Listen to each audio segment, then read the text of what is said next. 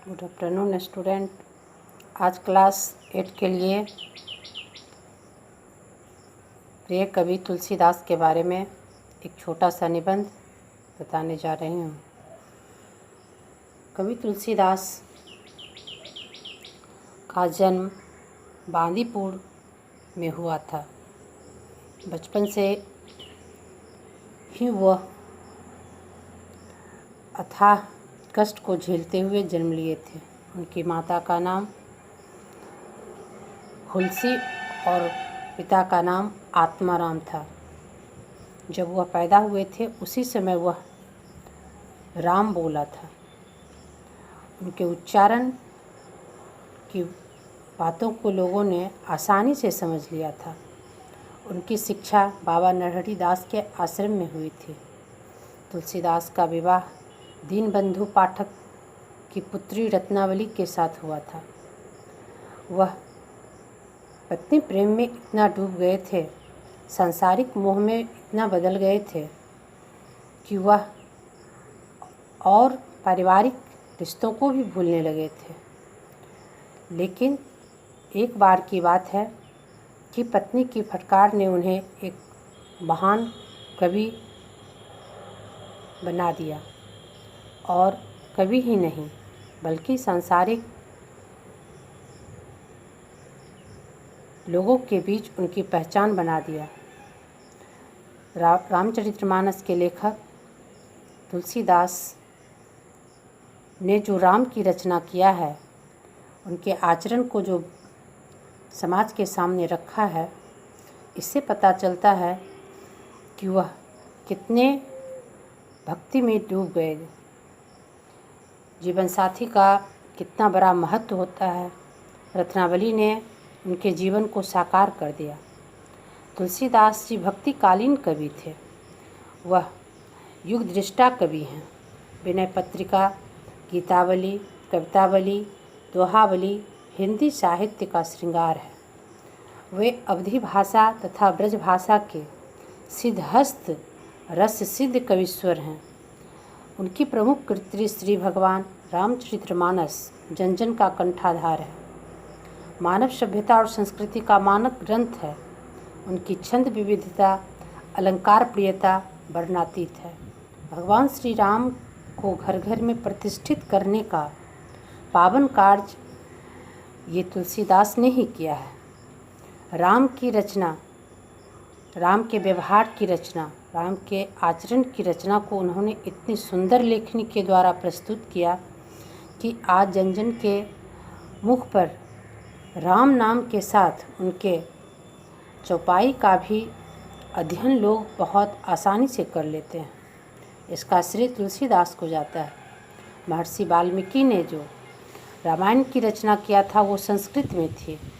उसे पढ़ना हर लोगों के लिए संभव नहीं था, लेकिन तुलसीदास ने अवधी भाषा में रामचरितमानस की रचना कर लोगों के लिए कंठाधार बना दिया।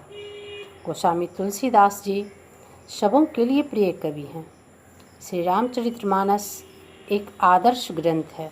सामाजिक संबंधों व कर्तव्यों का जैसा दर्पण श्री रामचरितमानस है, वैसा विश्व साहित्य में अपर्याप्त है।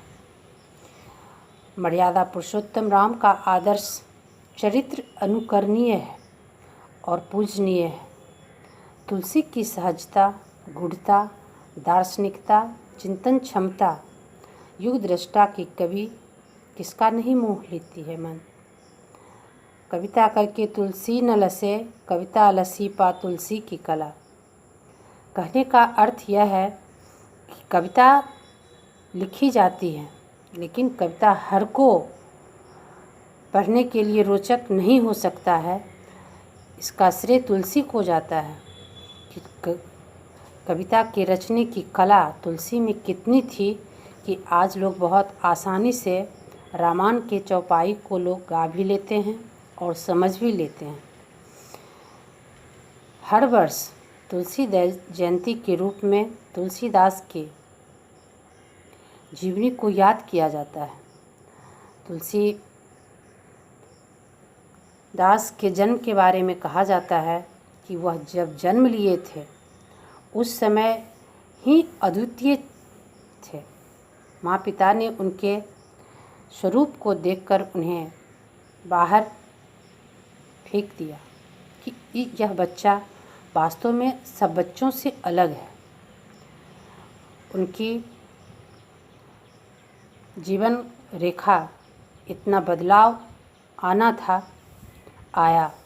उनके बचपन का कहानी को सुन के यह पता चलता था कि शायद कोई व्यक्ति के भविष्य में ऐसी बात होती है जो जन्मों से ही कुछ अलग थलग होता है। उनका पालन पोषण चुनिया नामक दाई ने किया था।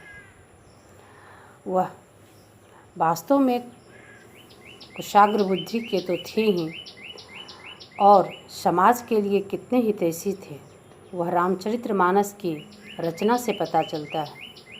राम के बाल्यकाल को दर्शाते हुए, उनके साम्राज्य को दर्शाते हुए उन्होंने जो वर्णन किया है वह समाज के लिए बहुत अनुकरणीय है। राम के आचरण का वर्णन हिंदू समाज तो क्या, हमारे हर धर्म के लिए सीख बन गई है। राम के इतना बड़ा त्याग, राम के इतना बड़ा बंधुत्व प्रेम का जो उदाहरण तुलसीदास ने दिया है, उसके लिए हर मानव ऋणी है कि आज हर कोई उदाहरण स्वरूप लोग राम का उदाहरण देते हैं। हमें राम राज्य की कल्पना करना है। समाज के सामने यह चुनौती देने का कार्य तो राम के लिए तुलसीदास ने ही किया। मातु पिता जग जाय त्यजु, विधि न लिखऊ कछु भाई भलाई। ऐसी वाक्य के द्वारा उन्होंने यह समाज को यह सीख देने की कोशिश किए हैं कि मातु पिता जग जाय त्यजु, अपने माता पिता और संसार को त्याग कर, संसार के सुख को त्याग कर, ना लिखी कछु भाल भलाई। वह सोचते हैं कि हमारे लिए कुछ भलाई हो या ना हो, मैं संसार के लिए अवश्य कुछ दूंगा।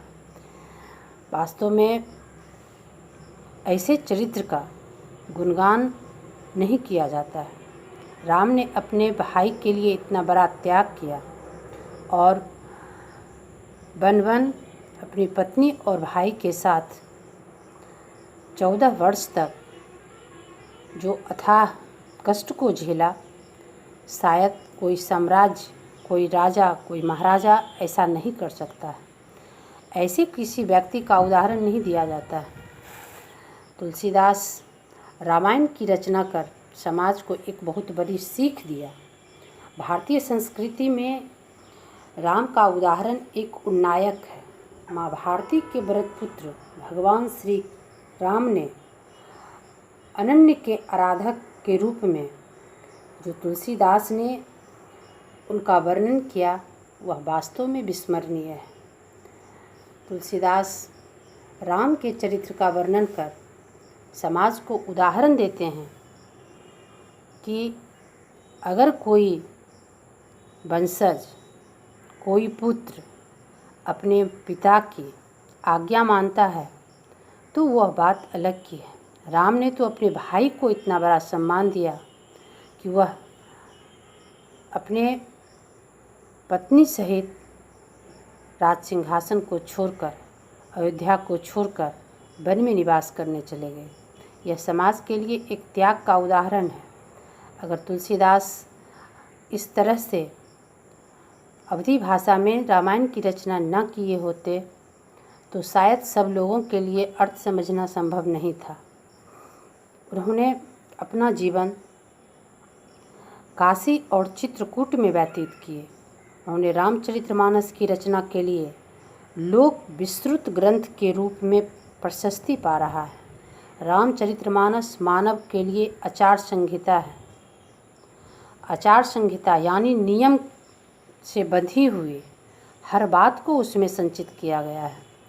भले ही हम उनके अनुसार कार्य न करें, लेकिन हर कुछ मानव के जीवन के लिए किस तरह से मनुष्य के साथ व्यवहार करना चाहिए, भाई के साथ व्यवहार करना चाहिए, बंधुओं के साथ व्यवहार करना चाहिए, मित्र के साथ व्यवहार करना चाहिए, ये सारी बात की रचना रामायण में है। रामायण भारत ही नहीं बल्कि विश्व साहित्य के लिए एक ऐसी रचना है जो मानव के लिए संकलित अर्थ और भेद के लिए संचित है। इस आचार संहिता में मानव के जीने के लिए हर नियम को एकत्रित किया गया है। रामचरितमानस सिर्फ धार्मिक ही नहीं बल्कि व्यवहारिक पुस्तक है। उसको अगर मनुष्य व्यवहार में लाए तो मनुष्य के जीने का कुछ तरीका ही अलग हो जाता है। धन्यवाद।